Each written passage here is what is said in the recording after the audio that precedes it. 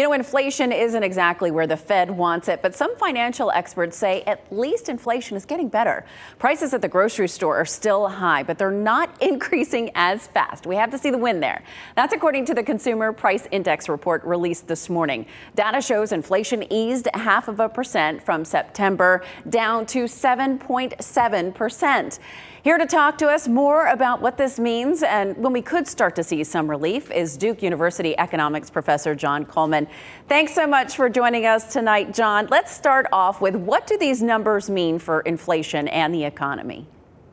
Well, inflation coming down means that the price of goods and services that we all buy are going to rise at a slightly lower level than it had been in the recent past. So your money will go further. The wages you earn will buy you a little more than what you could have bought had inflation stayed at a much higher level.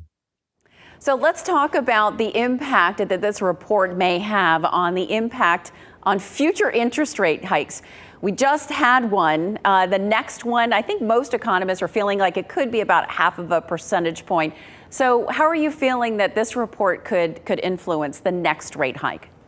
Right. I think the report pretty much bolsters the opinion that the Fed will be on track for its interest rate hike. The Fed is still concerned about the money circulating around in the economy that is putting upward pressure on prices. And there still is a lot of money floating around in the economy. So they're going to have to continue to be adamant about reducing the amount of money that's used to buy goods and services. And so they'll be on track for the interest rate hike. And about 50 basis points is what people are expecting in December.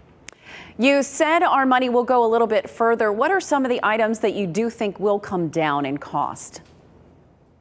Well, certainly, in general, all prices should come down a little bit. Inflation, by definition, is a very broad measure of the movement in prices. So particular prices that'll come down are food, hopefully oil, car prices, maybe airline prices. Everything should come down just a little bit. There, of course, are going to be tremendous fluctuations, as there always is, in relative price movements. But the relative price movements are somewhat unrelated to the overall broad inflation effects that we see by too much money chasing, in some sense, too few goods. We did see interest rates come down today. What do you think it will take for us to kind of see inflation at a normal level again, if there is such a thing? That's a great question. And I think you have to go back to the question of why are we seeing such tremendous inflationary pressure? The reason is Chairman Powell injected tremendous amounts of money into the economy in response to COVID. And he's trying to take that out. Broad monetary aggregates are roughly $22 trillion today. Based on historical trend, which was consistent with low inflation, it should be about $18 trillion.